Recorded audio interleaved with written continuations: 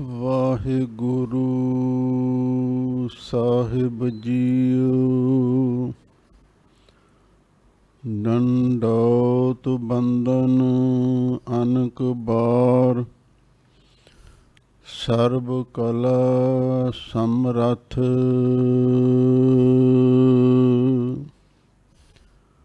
ਡੋਲਣ ਤੇ ਰਾਖੋ ਪ੍ਰਭੂ, ਨਾਨਕ ਦੇ ਕਰ ਹੱਥ। ਮੂਕ ਉਚਰੈ ਸ਼ਾਸਤਰ ਖਟ, ਪਿੰਗ ਗਿਰਨ ਚੜ ਜਾਏ। ਅੰਧ ਲਖੈ ਬਦਰੁ ਸੁਣੈ, ਜੋ ਕਾਲ ਕਿਰਪਾ ਕਰਾਏ। ਸਤਨਾਮ ਸ੍ਰੀ ਵਾਹਿਗੁਰੂ ਸਾਹਿਬ ਜੀਓ। ਨਿਰੰਕਾਰ ਆਕਾਰ, ਅਛਲ ਪੂਰਨ ਅਬਨਾਸੀ। ਹਰਖਵੰਤ ਆਨੰਤ, ਰੂਪ ਨਿਰਮਲ ਬਿਗਾਸੀ। ਗੁਣ ਗਾਵਹਿ ਬੇਅੰਤ, ਅੰਤ ਇਕ ਤਿਲ ਨਹੀਂ ਪਾਸੀ। ਜਾ ਕੋ ਹੋਏ ਕਿਰਪਾਲ, ਸੋ ਜਨ ਪ੍ਰਭ ਤੁਮਹਿ ਮਿਲਾਸੀ। ਧਨ ਧਨ ਤੇ ਧਨ ਜਨ, ਜਿਹ ਕਿਰਪਾਲ ਹਰ ਹਰ ਭਇਓ। ਹਰ ਗੁਰ ਨਾਨਕ ਜਿਨ ਪਰਸਿਓ, ਸੇ ਜਨਮ ਮਰਨ ਦੋਹ ਥੇ ਰਹਿਓ। ਨਿਰੰਕਾਰ ਆਕਾਰ, ਅਛਲ ਪੂਰਨ ਅਬਿਨਾਸੀ। ਵਾਹਿਗੁਰੂ ਜੀ ਕਾ ਖਾਲਸਾ, ਵਾਹਿਗੁਰੂ ਜੀ ਕੀ ਫਤਿਹ। ਪਰਮ ਸਨਮਾਨਯੋਗ ਗੁਰੂ ਖਾਲਸਾ ਸਤ ਸੰਗਤ ਜੀਓ, ਆਪ ਸੰਗਤਾਂ ਵਡਭਾਗੀ ਹੋ।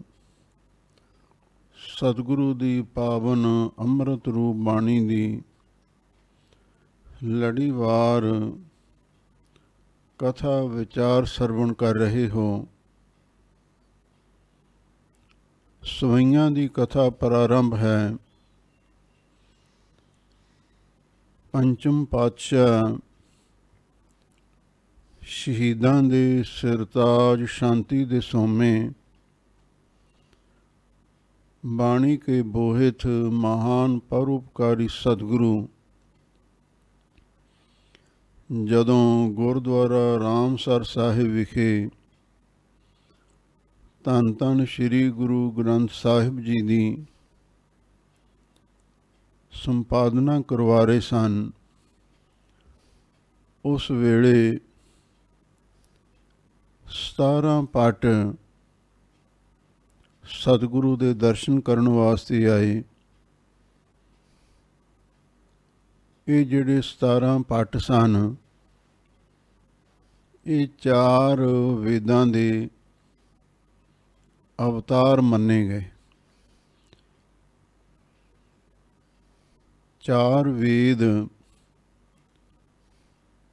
ਬ੍ਰਹਮਾ ਦੇ ਰਚਿਤ ਮੰਨੇ ਗਏ ਹਨ। ਕੁਛ ਵੈਦਿਕ ਰਿਸ਼ੀ ਵੀ ਹੋਏ ਹਨ, ਜਿਨ੍ਹਾਂ ਨੇ ਵੇਦ ਉਚਾਰਨ ਕੀਤੇ। ਹੁਣ ਵੇਦਾਂ ਨੇ ਅਵਤਾਰ ਧਾਰਨ ਕੀਤਾ, ਇਹਦਾ ਮਤਲਬ ਇਹ ਹੈ ਜਿਨ੍ਹਾਂ ਨੇ ਵੇਦ ਰਚੇ ਸਨ, ਸਾਰਿਆਂ ਤੋਂ ਪ੍ਰਮੁੱਖ ਬ੍ਰਹਮਾ, ਜੈ ਕਾਰਨ ਵੇਦ ਬ੍ਰਹਮਾ ਉਚਰੇ। ਸ਼ੰਕਰ ਛੋਡੀ ਮਾਇਆ ਤੇ ਵੈਦਿਕ ਰਿਸ਼ੀ, ਉਹਨਾਂ ਨੇ ਸਤਿਗੁਰੂ ਦੇ ਚਰਨਾਂ ਵਿੱਚ ਆ ਕੇ ਬੇਨਤੀ ਕੀਤੀ, ਮਹਾਰਾਜ ਸਾਨੂੰ ਉਪਦੇਸ਼ ਦਿਓ। ਤਾਂ ਹਾਜ਼ੂਰ ਨੇ ਸਵਈਏ ਸ੍ਰੀ ਮੁਖ ਬਾਖ ਮਹੱਲਾ 5ਵਾਂ ਦੇ ਸਿਰਲੇਖ ਹੇਠ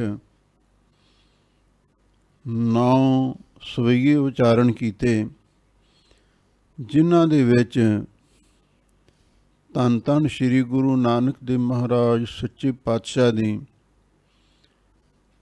ਪਰਮੇਸ਼ਰ ਰੂਪ ਜਾਣ ਕੇ ਉਸਤ ਬਿਆਨ ਕੀਤੀ।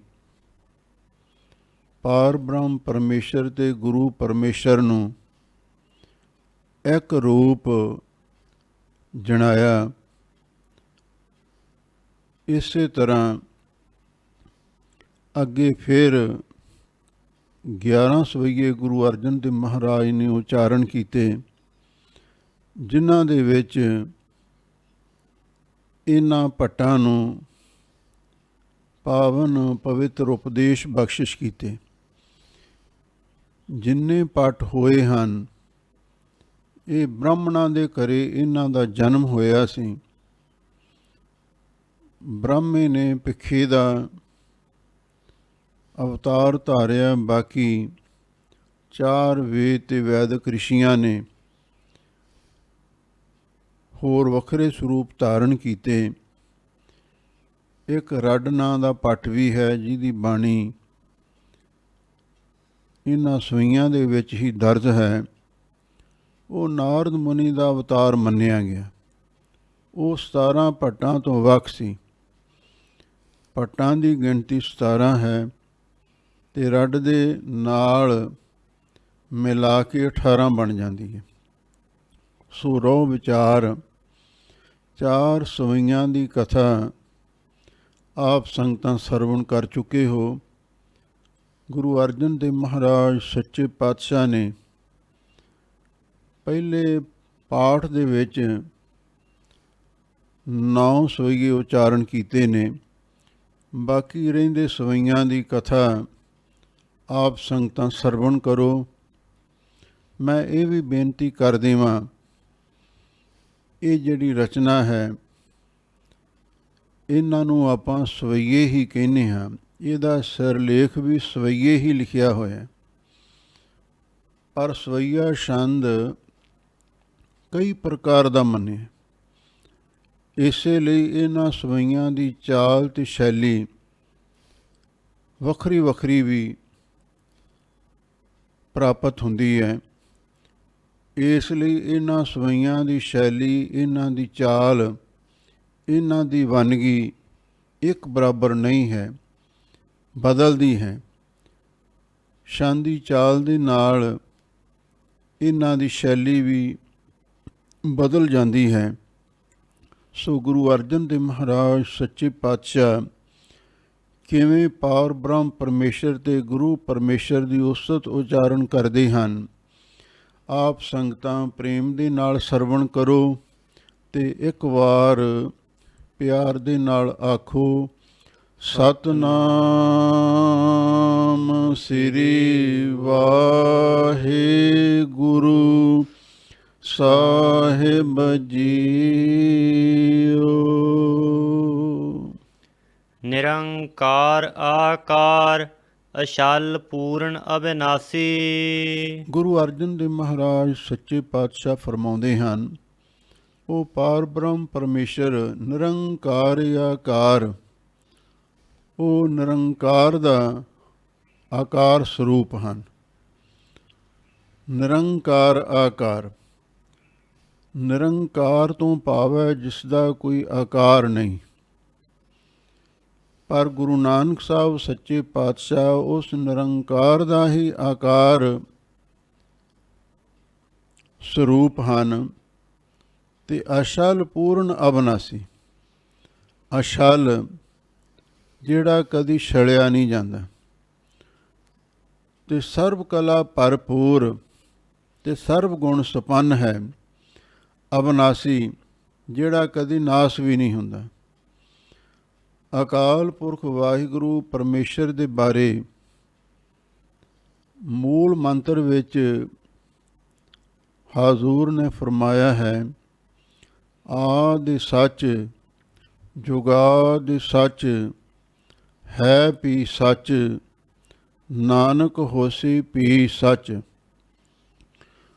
ਉਸੇ ਨੂੰ ਹੀ ਹੈ ਪੀ ਹੋਵਨਹਾਰਾ ਲਿਖਿਆ। ਉਹ ਅਕਾਲ ਪੁਰਖ ਵਾਹਿਗੁਰੂ ਪਰਮੇਸ਼ਰ ਕਦੀ ਨਾਸ ਵੀ ਨਹੀਂ ਹੁੰਦਾ। ਹਰਖਵੰਤ ਆਨੰਤ ਰੂਪ ਨਿਰਮਲ ਬਿਗਾਸੀ। ਹਰਖਵੰਤ, ਫਿਰ ਉਹ ਵਾਹਿਗੁਰੂ ਪਰਮੇਸ਼ਰ ਹਮੇਸ਼ਾ ਲਈ ਪ੍ਰਸੰਨ ਰਹਿਣ ਵਾਲਾ ਹੈ। ਹਰਖ ਦਾ ਅਰਥ ਖੁਸ਼ੀ ਵਾਲਾ, ਜਿਸ ਦਾ ਮਨ ਹਮੇਸ਼ਾ ਲਈ ਪ੍ਰਸੰਨ ਰਵੇ, ਹਰਖਵੰਤ। ਵੈਸੇ ਜਿਹੜੀ ਸਾਡੀ ਆਮ ਬੋਲੀ ਹੈ ਉਹਦੇ ਵਿੱਚ ਹਰਖ ਦਾ ਅਰਥ ਅਸੀਂ ਗੁੱਸਾ, ਕ੍ਰੋਧ ਵੀ ਕਰ ਲੈਂਦੇ ਹਾਂ। ਆਪਾਂ ਕਈ ਵਾਰੀ ਕਹਿ ਦਿੰਦੇ ਹਾਂ, ਐਵੇਂ ਕਿਉਂ ਹਰਖੀ ਜਾਂਦਾ, ਮੈਨੂੰ ਫਿਰ ਹਰਖ ਚੜ੍ਹ ਗਿਆ। ਆਮ ਬੋਲੀ ਵਿੱਚ ਹਰਖ ਦਾ ਅਰਥ ਗੁੱਸਾ ਵੀ ਹੈ, ਕ੍ਰੋਧ ਵੀ ਹੈ, ਪਰ ਗੁਰਬਾਣੀ ਵਿੱਚ ਅਤੇ ਆਮ ਜਿਹੜੇ ਧਰਮ ਗ੍ਰੰਥ ਨੇ ਉਹਨਾਂ ਵਿੱਚ ਹਰਖ ਖੁਸ਼ੀ ਨੂੰ ਕਹਿੰਦੇ ਨੇ। ਹਰਖਵੰਤ, ਉਹ ਵਾਹਿਗੁਰੂ ਪਰਮੇਸ਼ਰ ਹਮੇਸ਼ਾ ਲਈ ਪ੍ਰਸੰਨ ਰਹਿਣ ਵਾਲਾ ਹੈ। ਅਨੰਤ, ਉਸ ਦਾ ਕੋਈ ਅੰਤ ਵੀ ਨਹੀਂ ਪਾ ਸਕਦਾ। ਰੂਪ ਨਿਰਮਲ ਬਿਗਾਸੀ, ਉਸ ਵਾਹਿਗੁਰੂ ਦਾ ਸਰੂਪ ਬਹੁਤ ਨਿਰਮਲ ਹੈ। ਨਿਰਮਲ ਨਿਰਮਲ, ਸੂਚਾ ਸੂਚੋ, ਸੂਚਾ ਸੂਚੋ ਸੂਚਾ, ਅੰਤ ਨਾ ਅੰਤਾ ਸਦਾ ਬੇਅੰਤਾ, ਕਹੋ ਨਾਨਕ ਉੱਚੋ ਉੱਚਾ।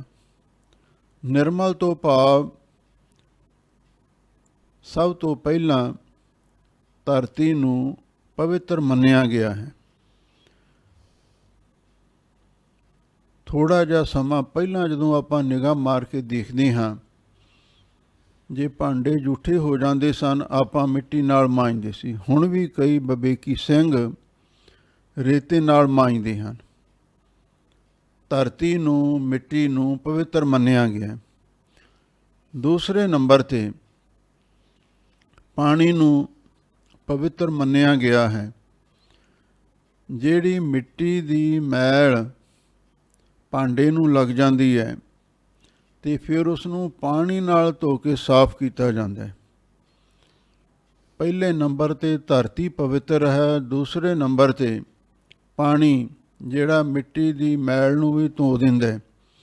ਭਰੀਐ ਹੱਥ ਪੈਰ ਤਨ ਦੇਹ, ਪਾਣੀ ਧੋਤੈ ਉਤਰ ਸੋਖੇ ਹੈ। ਤੀਸਰੇ ਨੰਬਰ 'ਤੇ ਅੱਗ ਨੂੰ ਵੀ ਪਾਣੀ ਨਾਲੋਂ ਵੱਧ ਪਵਿੱਤਰ ਮੰਨਿਆ। ਅੱਗ ਨੂੰ ਪਵਿੱਤਰ ਵੱਧ ਇਸ ਲਈ ਮੰਨਿਆ ਹੈ, ਜੇ ਕੋਈ ਭਾਂਡਾ ਜੰਗਾਲਿਆ ਹੋਵੇ, ਜਿਸ ਦਾ ਜੰਗਾਲ ਮਾਂਜੇ ਤੋਂ ਵੀ ਦੂਰ ਨਾ ਹੋਵੇ, ਫਿਰ ਉਸ ਭਾਂਡੇ ਨੂੰ ਅੱਗ ਵਿੱਚ ਪਾ ਕੇ ਸ਼ੁੱਧ ਕੀਤਾ ਜਾਂਦਾ ਸੀ। ਜੰਮੀ ਮੈਲ ਨੂੰ, ਜੰਗਾਲ ਨੂੰ ਅੱਗ ਲਾਉਂਦੀ ਹੈ। ਇਸ ਵਾਸਤੇ ਅੱਗ ਨੂੰ ਜਲ ਦੇ ਨਾਲੋਂ ਵੀ ਵੱਧ ਪਵਿੱਤਰ ਮੰਨਿਆ। ਚੌਥੇ ਨੰਬਰ 'ਤੇ ਹਵਾ ਹੈ, ਪਵਨ ਹੈ।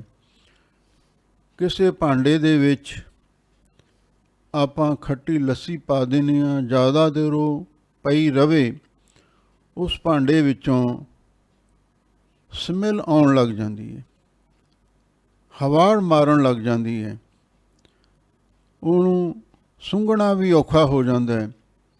ਦੂਰ ਦੂਰ ਤੱਕ ਉਸ ਦੀ ਦੁਰਗੰਧ ਫੈਲ ਜਾਂਦੀ ਹੈ।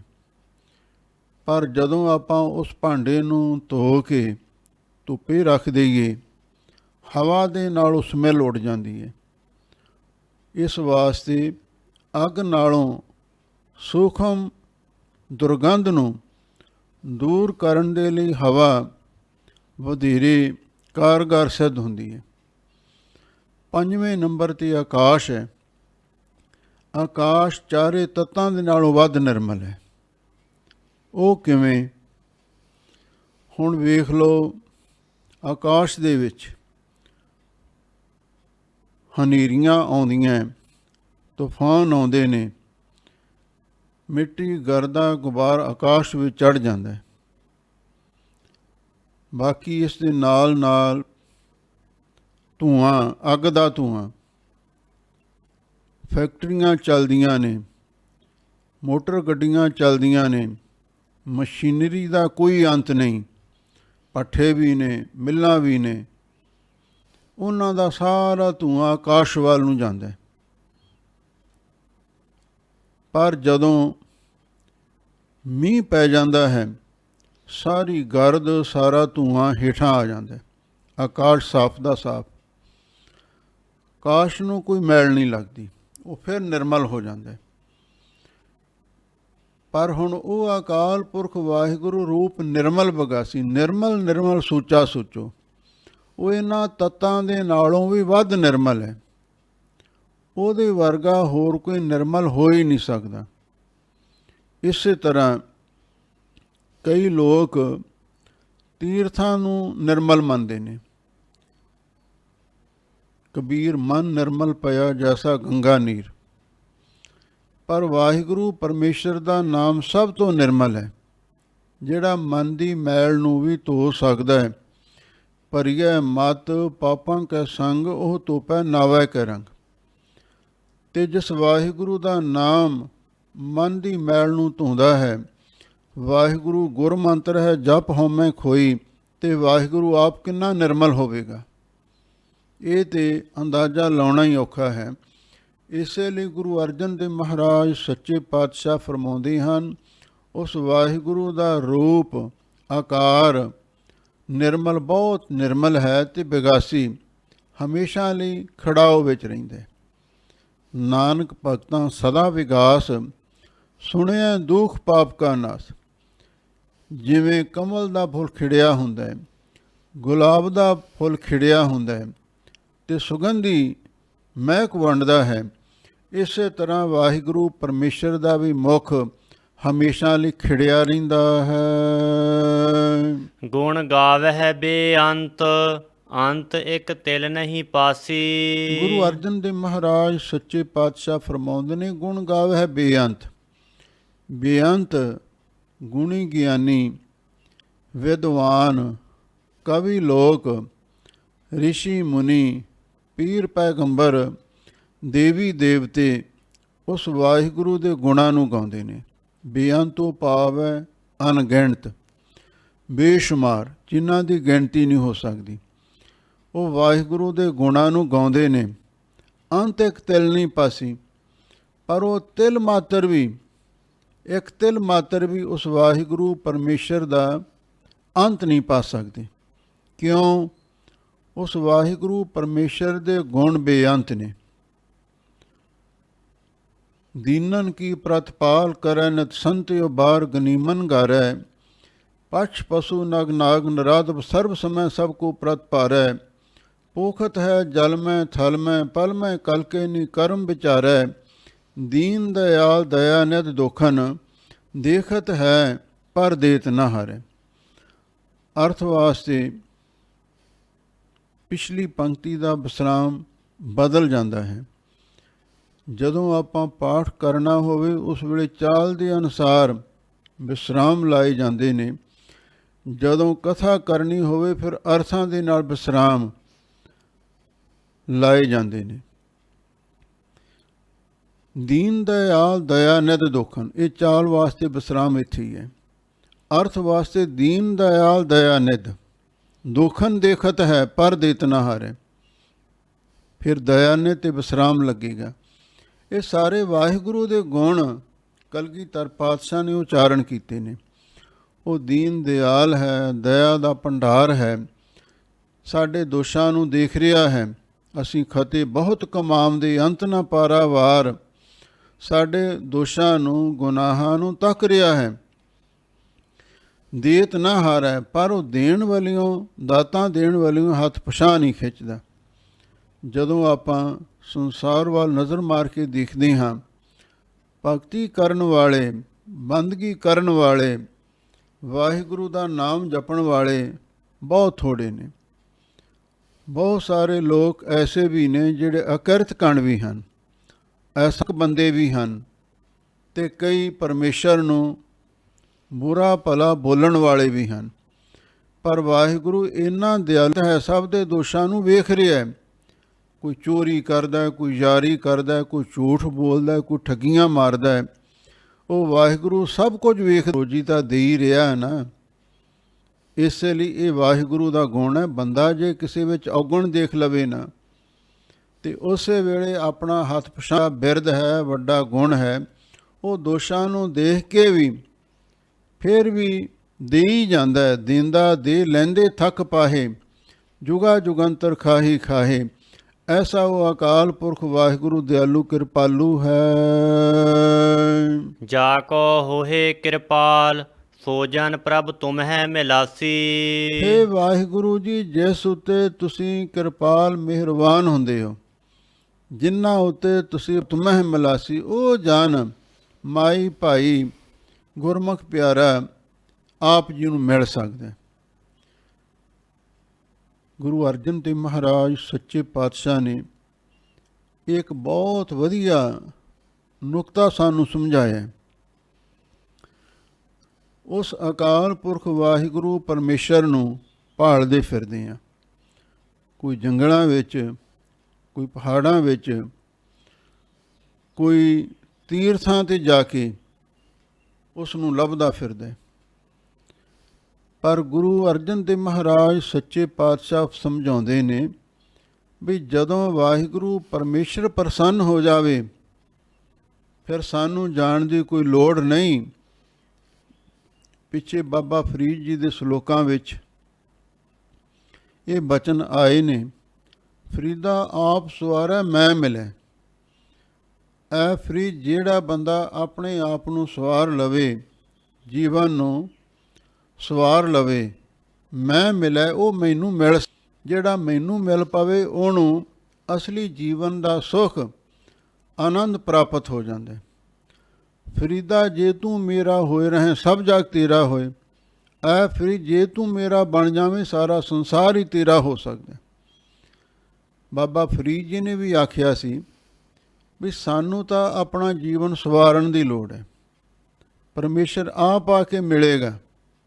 ਇਸੇ ਲਈ ਗੁਰੂ ਅਰਜਨ ਦੇਵ ਮਹਾਰਾਜ ਸੱਚੇ ਪਾਤਸ਼ਾਹ ਫਰਮਾਉਂਦੇ ਨੇ, ਇਹ ਵਾਹਿਗੁਰੂ ਜੀ, ਆਪਣੀ ਮਿਹਨਤ ਕਰਕੇ, ਆਪਣੀ ਅਕਲ ਦੇ ਨਾਲ, ਆਪਣੇ ਯਤਨ ਦੇ ਨਾਲ ਕੋਈ ਤੈਨੂੰ ਮਿਲ ਨਹੀਂ ਸਕਦਾ। ਹਾਂ, ਜਿਸ ਉੱਤੇ ਤੂੰ ਮਿਹਰਬਾਨ ਹੋ ਜਾਂਦਾ, ਉਹੀ ਪੁਰਸ਼ ਤੁਹਾਨੂੰ ਮਿਲ ਸਕਦਾ ਹੈ। ਧੰਨ ਧੰਨ ਤੇ ਧੰਨ ਜਨ, ਜਿਹ ਕਿਰਪਾਲ ਹਰ ਹਰ ਭਇਓ। ਗੁਰੂ ਅਰਜਨ ਦੇਵ ਮਹਾਰਾਜ ਸੱਚੇ ਪਾਤਸ਼ਾਹ ਫਰਮਾਉਂਦੇ ਨੇ, ਉਹ ਜਨ ਗੁਰਮੁਖ ਪਿਆਰੇ ਸੰਤ ਮਹਾਂਪੁਰਖ ਮਾਈ ਭਾਈ ਕੋਈ ਵੀ ਹੋ ਸਕਦਾ, ਮਨ ਕਰਕੇ, ਸਰੀਰ ਕਰਕੇ ਅਤੇ ਬਾਣੀ ਕਰਕੇ ਧੰਨਤਾ ਯੋਗ ਨੇ। 3 ਵਾਰੀ ਆਇਆ ਨਾ, ਧੰਨ ਧੰਨ ਤੇ ਧੰਨ ਜਨ।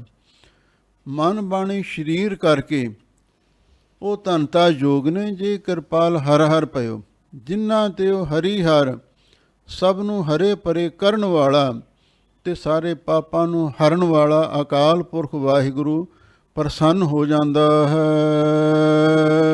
ਹਰ ਗੁਰ ਨਾਨਕ ਜਿਨ ਪਰਸਿਓ, ਸੇ ਜਨਮ ਮਰਨ ਦੋਹ ਥੇ ਰਹਿਓ। ਹਰ ਗੁਰ ਨਾਨਕ, ਪਰਮੇਸ਼ਰ ਦਾ ਸਰੂਪ ਗੁਰੂ ਨਾਨਕ ਸਾਹਿਬ ਸੱਚੇ ਪਾਤਸ਼ਾਹ ਨੇ ਆਪ ਨਾਰਾਇਣ ਕਲਾ ਧਾਰ ਜਗ ਮੈਂ ਪਰਵਰਿਓ। ਗੁਰੂ ਨਾਨਕ ਦੇਵ ਗੋਬਿੰਦ ਰੂਪ, ਪਰਮੇਸ਼ਰ ਦਾ ਸਰੂਪ ਗੁਰੂ ਨਾਨਕ ਸਾਹਿਬ ਸੱਚੇ ਪਾਤਸ਼ਾਹ ਨੇ, ਜਿਨ੍ਹਾਂ ਨੇ ਉਹਨਾਂ ਨੂੰ ਪਰਸ ਲਿਆ। ਦਰਸ਼ਨ ਪਰਸਨ ਸਰਸਨ ਹਰਸਨ, ਰੰਗ ਰੰਗੀ ਕਰਤਾਰੀ ਦੇ, ਇਹ 3 ਸ਼ਬਦ ਨੇ, ਦਰਸ਼ਨ ਤੇ ਪਰਸਨ। ਫਿਰ ਉਸ ਦੀ ਸ਼ੋਅ ਪ੍ਰਾਪਤ ਕਰਨੀ।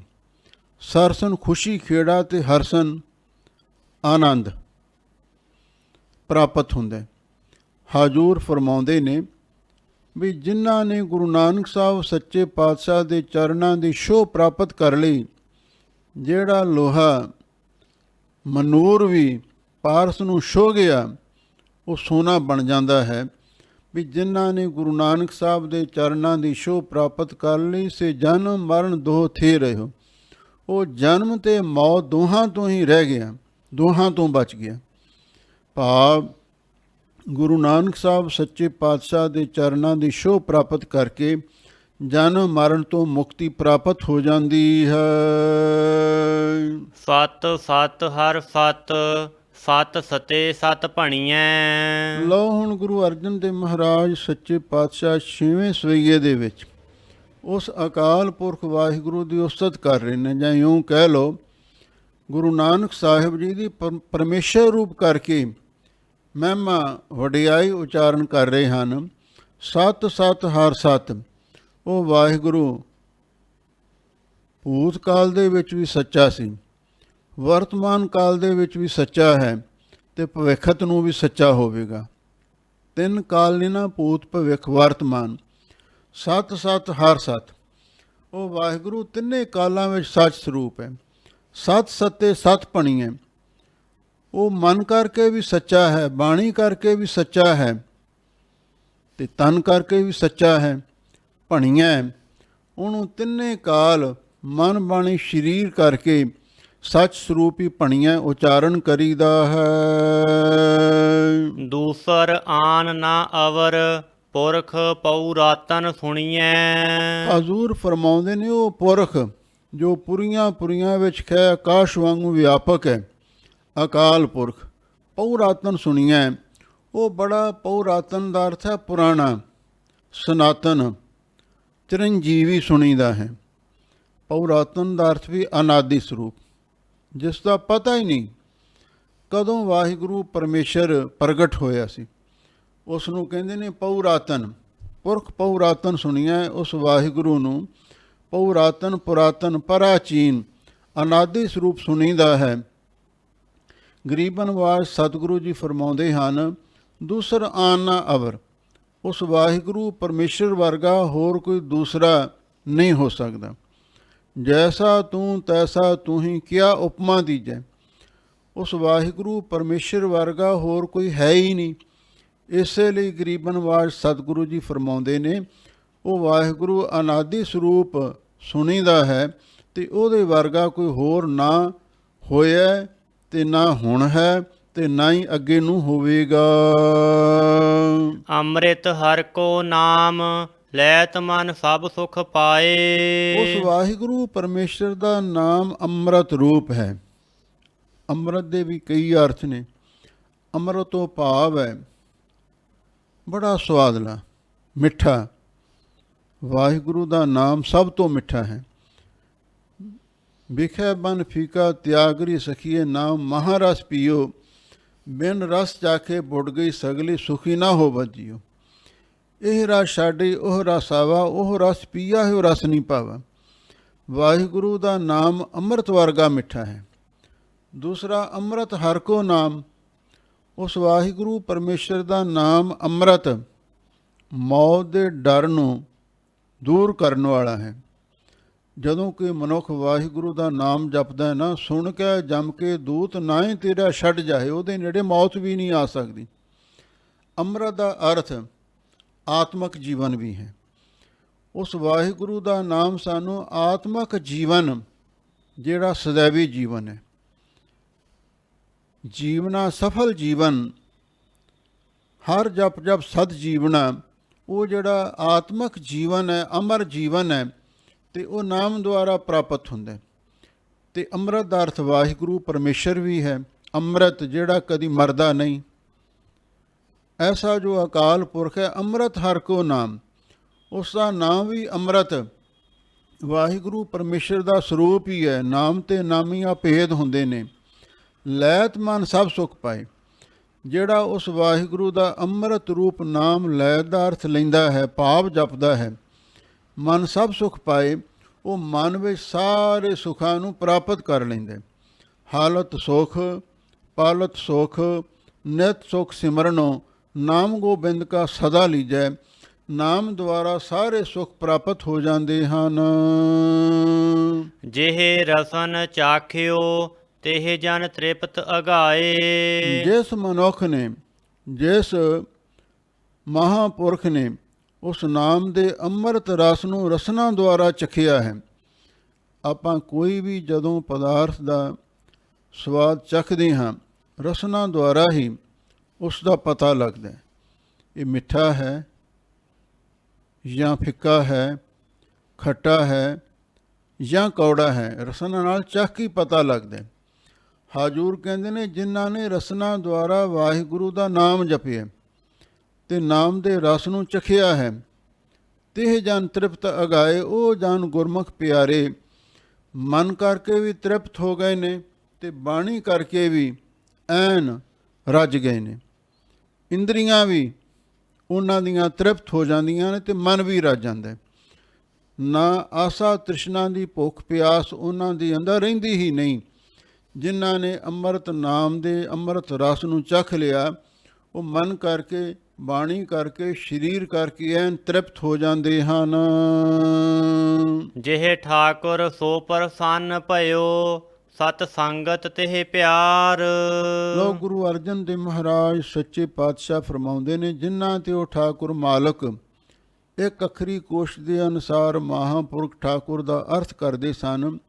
ਠਾ ਜੋ ਸਥਿਤੀ ਕਰਨ ਵਾਲਾ, ਕਾ ਜੋ ਬ੍ਰਹਮਾ ਰੂਪ ਹੋ ਕੇ ਕਰਤਾ ਰੂਪ ਹੈ, ਤੇ ਰੋ ਦਾ ਅਰਥ ਹੈ ਰੁਦਰ ਰੂਪ ਹੋ ਕੇ ਲਹਿਤਾ ਕਰਦਾ ਹੈ। ਭਾਵ ਸ੍ਰਿਸ਼ਟੀ ਦੀ ਉਤਪਤੀ ਪਾਲਣਾ ਲਹਿਤਾ ਕਰਨ ਵਾਲਾ ਵਾਹਿਗੁਰੂ ਹੈ, ਜਿਸ ਉੱਤੇ ਉਹ ਵਾਹਿਗੁਰੂ ਸੋ ਪ੍ਰਸੰਨ, ਚੰਗੀ ਤਰ੍ਹਾਂ ਪ੍ਰਸੰਨ ਹੁੰਦਾ ਹੈ। ਸਤ ਸੰਗਤ ਦੇ ਪਿਆਰ ਤੇ ਭਾਈ ਫਿਰ ਉਹਦਾ ਸਤ ਸੰਗਤ ਦੇ ਨਾਲ ਪਿਆਰ ਬਣ ਜਾਂਦਾ। ਸਤ ਸੰਗਤ ਕਿਸ ਨੂੰ ਆਖਿਆ ਹੈ? ਜੈ ਸਤਿਗੁਰ ਤਹਿ ਸਤ ਸੰਗਤ ਬਣਾਈ। ਗੁਰੂ ਨਾਨਕ ਸਾਹਿਬ ਦੀ ਸੋਭਤ ਦੇ ਨਾਲ, ਸਤ ਸੰਗਤ ਦੇ ਨਾਲ ਉਸ ਦਾ ਪਿਆਰ ਬਣ ਜਾਂਦਾ ਹੈ। ਹਰ ਗੁਰ ਨਾਨਕ ਜਿਨ ਪਰਸਿਓ, ਤਿਨ ਸਭ ਕੁਲ ਕੀਓ ਉਧਾਰ। ਪਰਮੇਸ਼ਰ ਦਾ ਸਰੂਪ ਧੰਨ ਗੁਰੂ ਨਾਨਕ ਦੇਵ ਮਹਾਰਾਜ ਸੱਚੇ ਪਾਤਸ਼ਾਹ ਨੇ, ਗੁਰੂ ਨਾਨਕ ਦੇਵ ਗੋਬਿੰਦ ਰੂਪ, ਜਿਨ੍ਹਾਂ ਨੇ ਉਸ ਗੁਰੂ ਨਾਨਕ ਸਾਹਿਬ ਸੱਚੇ ਪਾਤਸ਼ਾਹ ਦੇ ਚਰਨਾਂ ਨੂੰ ਪਰਸ ਲਿਆ ਹੈ। ਤਿਨ ਸਭ ਕੁਲ ਕੀਓ ਉਧਾਰ, ਉਹਨਾਂ ਨੇ ਸਾਰੀਆਂ ਹੀ ਕੁਲਾਂ ਦਾ ਉਧਾਰ ਕਰ ਲਿਆ। ਭਾਵ ਗੁਰੂ ਨਾਨਕ ਸਾਹਿਬ ਜੀ ਦੇ ਚਰਨਾਂ ਦੀ ਛੋਹ ਪ੍ਰਾਪਤ ਕਰਕੇ ਤੇ ਸਾਰੀਆਂ ਕੁਲਾਂ ਦਾ ਉਧਾਰ ਹੋ ਜਾਂਦਾ ਹੈ। ਦੋ ਕਿਸਮ ਦੀ ਕੁਲ ਹੁੰਦੀ ਹੈ, ਇੱਕ ਬਿੰਦੀ ਕੁਲ, ਦੂਸਰੀ ਨਾਦੀ ਕੁਲ। ਕੁਲ ਨੂੰ ਬੰਸ ਵੀ ਕਹਿ ਦਿੰਦੇ ਨੇ, ਖਾਨਦਾਨ ਵੀ ਕਹਿ ਦਿੰਦੇ ਨੇ। ਬਿੰਦੀ ਬੰਸ ਜਿਹੜੇ ਪਿਤਾ ਪੁਰਖੀ ਪੀੜ੍ਹੀਆਂ ਚੱਲਦੀਆਂ ਨੇ, ਜਿਵੇਂ ਸਾਡੇ ਪਿਤਾ, ਉਹਨਾਂ ਦੇ ਪਿਤਾ, ਉਹਨਾਂ ਦੇ ਪਿਤਾ, ਦਾਦੇ ਪੜਦਾਦੇ, ਲੱਕੜ ਦਾਦੇ, ਇਹ ਜਿਹੜੀਆਂ ਕੁਲਾਂ ਚੱਲਦੀਆਂ ਨੇ, ਬਿੰਦੀ ਕੁਲਾਂ ਇਹਨਾਂ ਨੂੰ ਕਹਿੰਦੇ ਨੇ। ਨਾਦੀ ਕੁਲ ਬਈ ਜਿਵੇਂ ਸਾਡੇ ਵਡੇਰਿਆਂ ਨੇ ਖੰਡੇ ਬਾਟੇ ਦਾ ਅੰਮ੍ਰਿਤ ਛਕਿਆ, ਕਲਗੀਧਰ ਪਾਤਸ਼ਾਹ ਦੇ ਪੁੱਤਰ ਬਣ ਗਏ, ਅਸੀਂ ਛਕਿਆ ਸੀ, ਕਲਗੀਧਰ ਪਾਤਸ਼ਾਹ ਦੇ ਪੁੱਤਰ ਬਣ ਗਏ। ਹੁਣ ਸਾਡੇ ਗਾਂ ਬੱਚੇ ਅੰਮ੍ਰਿਤ ਛਕਣਗੇ, ਚੰਗੀ ਅੰਮ੍ਰਿਤ ਛਕਣਗੇ, ਉਹ ਗੁਰੂ ਦੇ ਪੁੱਤਰ ਬਣ ਜਾਣਗੇ। ਇਹ ਹੈ ਨਾਦੀ ਕੁਲ। ਤੇ ਜਿਹੜਾ ਗੁਰੂ ਨਾਨਕ ਸਾਹਿਬ ਸੱਚੇ ਪਾਤਸ਼ਾਹ ਦੇ ਚਰਨਾਂ ਨੂੰ ਪਰਸ ਲੈਂਦਾ ਹੈ, ਬਈ ਉਹਨਾਂ ਦਾ ਸਾਰੀਆਂ ਕੁਲਾਂ ਦਾ ਉਧਾਰ ਹੋ ਜਾਂਦਾ ਹੈ। ਸੱਚ ਸਭਾ ਦੀਵਾਨ ਸੱਚ, ਸੱਚੇ ਪਹਿ ਧਰਿਓ। ਲਓ ਹੁਣ ਗੁਰੂ ਅਰਜਨ ਦੇਵ ਮਹਾਰਾਜ ਸੱਚੇ ਪਾਤਸ਼ਾਹ 7ਵੇਂ ਸਵਈਏ ਦੇ ਵਿੱਚ ਫਿਰ ਗੁਰੂ ਨਾਨਕ ਸਾਹਿਬ ਜੀ ਦੀ ਪਰਮੇਸ਼ਰ ਰੂਪ ਕਰਕੇ ਮਹਿਮਾ ਵਡਿਆਈ ਉਚਾਰਨ ਕਰ ਰਹੇ ਹਨ। ਸੱਚ ਸਭਾ ਦੀ ਬਾਣ ਸੱਚ, ਬਈ ਉਸ ਅਕਾਲ ਪੁਰਖ ਵਾਹਿਗੁਰੂ ਦੀ ਸਭਾ ਉਹ ਵੀ ਸੱਚੀ ਹੈ। ਸਭਾ ਤੋਂ ਭਾਵ ਉਹਦੀ ਸੰਗਤ, ਜਿੱਥੇ ਉਹ ਦੀਵਾਨ ਲਾਉਂਦਾ, ਦੀਵਾਨ ਨੂੰ ਸਭਾ ਕਹਿੰਦੇ ਨੇ। ਸੱਚ ਸਭਾ, ਉਸ ਵਾਹਿਗੁਰੂ ਦੀ ਸਭਾ ਸੱਚ ਸਰੂਪ ਹੈ। ਦੀਵਾਨ ਸੱਚ, ਦੀਵਾਨ ਦਾ ਅਰਥ ਹੈ ਉਹਦਾ ਆਸਰਾ ਵੀ ਸੱਚਾ ਹੈ। ਦੀਵਾਨ ਦਾ ਅਰਥ ਕਈ ਵਿਦਵਾਨਾਂ ਨੇ ਕਚਹਿਰੀ ਵੀ ਕੀਤਾ। ਇੱਕ ਤਾਂ ਸਭਾ ਹੁੰਦੀ ਹੈ ਨਾ, ਦਰਬਾਰ ਸਜਾਇਆ ਜਾਂਦਾ ਹੈ, ਅਤੇ ਦੂਸਰਾ ਦੀਵਾਨ ਕਚਹਿਰੀ ਵੀ ਲਾਈ ਜਾਂਦੀ ਹੈ। ਜਿਹੜੇ ਰਾਜੇ ਮਹਾਰਾਜੇ ਕਚਹਿਰੀਆਂ ਵੀ ਲਾਉਂਦੇ ਨੇ, ਜਿੱਥੇ ਲੋਕਾਂ ਦਾ ਇਨਸਾਫ ਹੁੰਦਾ। ਇਸੇ ਤਰ੍ਹਾਂ ਸੱਚ ਸਭਾ ਜਿਹੜੀ ਇਸ ਧਰਤੀ ਉੱਤੇ ਗੁਰੂ ਨਾਨਕ ਸਾਹਿਬ ਸੱਚੇ ਪਾਤਸ਼ਾਹ ਦੀ ਸੰਗਤ ਹੈ, ਦੀਵਾਨ ਸਾਜਦੇ ਨੇ, ਇਹ ਸੱਚ ਸਰੂਪ ਸਭਾ ਹੈ, ਸੰਗਤ ਰੂਪ। ਅਤੇ ਜਿਹੜੀ ਦਰਗਾਹ ਦੀ ਦੀਵਾਨ ਕਚਹਿਰੀ ਹੈ, ਜਿੱਥੇ ਪਰਮੇਸ਼ਰ ਜੀਵਾਂ ਦੇ ਕਰਮਾਂ ਦਾ ਲੇਖਾ ਜੋਖਾ ਕਰਦਾ, ਚੰਗਿਆਈਆਂ ਬੁਰਿਆਈਆਂ, ਵਾਚਾ ਧਰਮ ਹਾਦੂਰ, ਕਰਮੀ ਆਪੋ ਆਪਣੀ ਕੇ ਨੇੜੇ ਕੇ ਦੂਰ, ਉਹ ਦੀਵਾਨ ਕਚਹਿਰੀ ਵੀ ਸੱਚੀ ਹੈ। ਅਥਵਾ ਆਸਰਾ ਵੀ ਸੱਚਾ ਹੈ। ਸੱਚੇ ਪਹਿ ਧਰਿਓ, ਅਤੇ ਉਸ ਵਾਹਿਗੁਰੂ ਨੇ ਜਿਹੜਾ ਆਪਣਾ ਸੱਚਾ ਨਾਮ ਹੈ, ਉਹ ਸੱਚੇ ਸਤਿਗੁਰੂ ਦੇ ਪਾਸ ਧਰਿਓ ਦਾ ਅਰਥ ਰੱਖਿਆ ਹੋਇਆ, ਟਿਕਾਇਆ ਹੋਇਆ ਹੈ। ਵਾਹਿਗੁਰੂ ਦੀ ਸਭਾ ਸੰਗਤ ਵੀ ਸੱਚੀ ਹੈ, ਉਹਦੀ ਦਰਗਾਹ ਦੀ ਕਚਹਿਰੀ ਵੀ ਸੱਚੀ ਹੈ, ਤੇ ਜਿਹੜਾ ਸੱਚਾ ਨਾਮ ਹੈ ਉਹ ਸੱਚੇ ਸਤਿਗੁਰੂ ਦੇ ਪਾਸ ਰੱਖਿਆ ਹੋਇਆ ਹੈ। ਸਚੈ ਤਖਤ ਨਿਵਾਸ ਸਚ ਤਪਾਵਸ ਕਰਿਓ। ਉਸ ਵਾਹਿਗੁਰੂ ਪਰਮੇਸ਼ਰ ਨੇ ਸੱਚੇ ਤਖਤ ਤੇ ਹੀ ਨਿਵਾਸ ਕੀਤਾ ਹੋਇਆ। ਭਾਵ ਸੱਚਖੰਡ ਦੇ ਵਿੱਚ ਉਸ ਵਾਹਿਗੁਰੂ ਦਾ ਸਿੰਘਾਸਨ ਹਮੇਸ਼ਾ ਲਈ ਰਹਿਣ ਵਾਲਾ ਹੈ, ਕਾਇਮ ਦਾਇਮ ਹੈ। ਤੇ ਉਸ ਸੱਚੇ ਤਖਤ ਤੇ ਬੈਠ ਕੇ ਸੱਚ ਤਪਾਵਸ ਕਰਿਓ। ਉਥੇ ਸੱਚੋ ਹੀ ਸੱਚ ਨਿਬੜੈ, ਚੁਨ ਵਾਕੜੇ ਜਜਮਾਲੇ। ਵਾਹਿਗੁਰੂ ਸੱਚਾ ਹੀ ਤਪਾਵਸ ਨਿਆਂ ਕਰਦਾ ਹੈ, ਇਨਸਾਫ ਕਰਦਾ ਹੈ, ਅਦਲ ਕਰਦਾ ਹੈ। ਵਾਹਿਗੁਰੂ ਸੱਚੇ ਤਖਤ ਤੇ ਬੈਠ ਕੇ ਸੱਚਾ ਹੀ ਨਿਆਂ ਕਰਦਾ ਹੈ।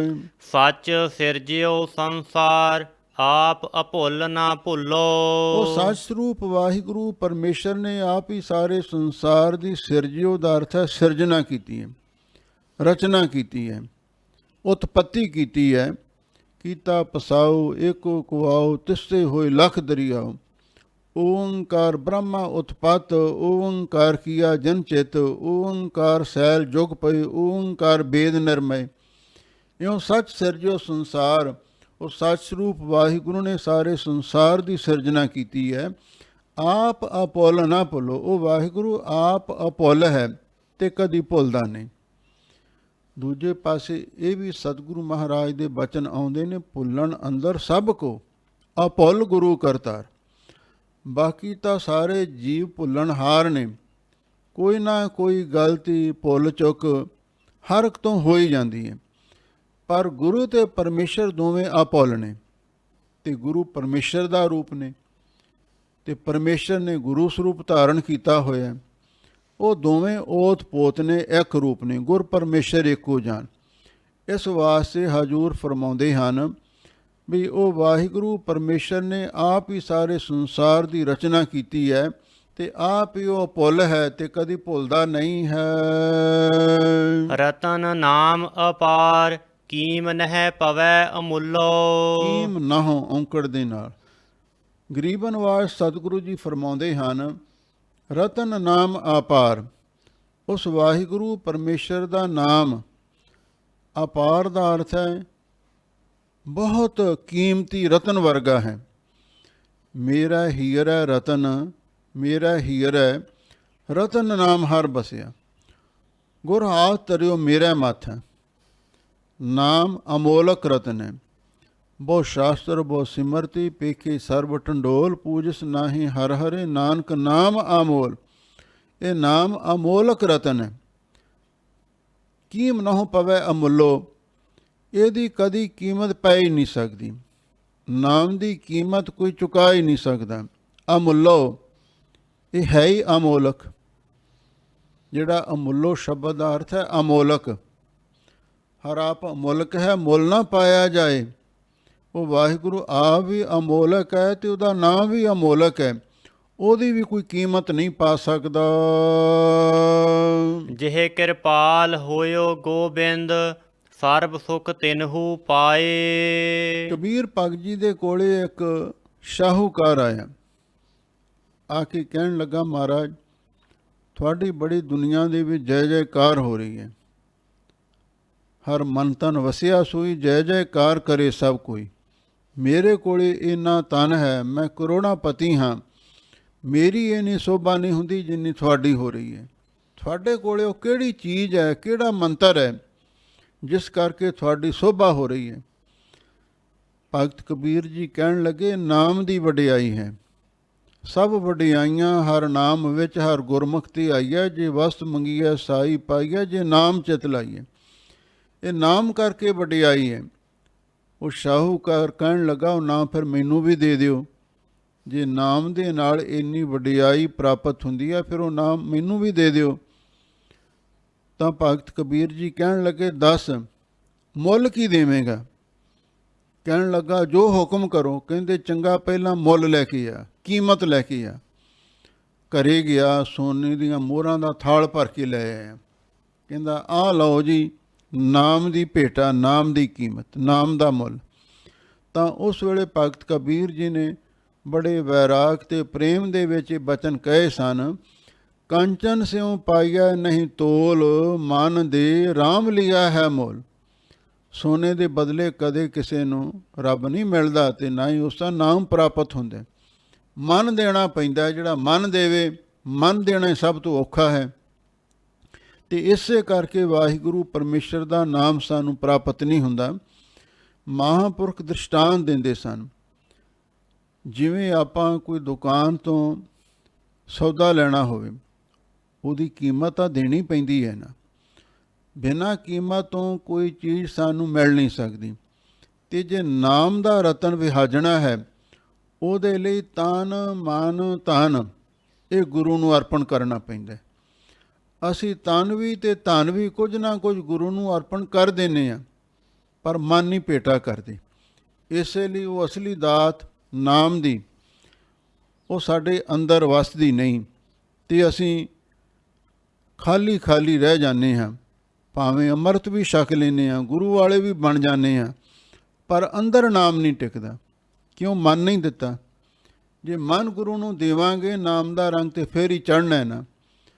ਹੁਣ ਕੋਈ ਆਦਮੀ ਕੱਪੜਾ ਰੰਗਾਉਣ ਵਾਸਤੇ ਕਿਸੇ ਲਲਾਰੀ ਕੋਲ ਜਾਂਦਾ ਤੇ ਉਹਨੂੰ ਜਾ ਕੇ ਕਹਿੰਦਾ ਵੀ ਆਹ ਜਿਹੜਾ ਮੇਰੇ ਕਮੀਜ਼ ਪਾਇਆ ਹੋਇਆ ਹੈ, ਮੇਰੇ ਪੁਸ਼ਾਕ ਪਹਿਨੀ ਹੋਈ, ਇਹਨੂੰ ਰੰਗ ਚੜਾ ਦੇ। ਉਹ ਕੀ ਆਖੇਗਾ?